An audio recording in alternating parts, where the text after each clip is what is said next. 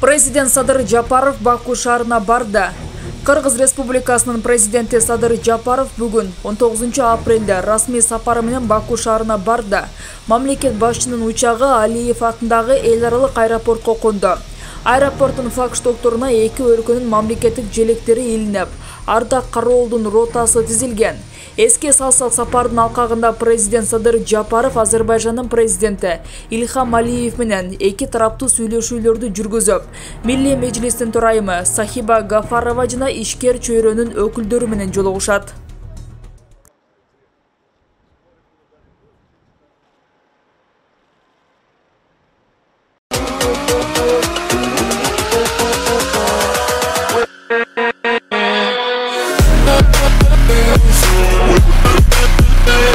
We'll be right back.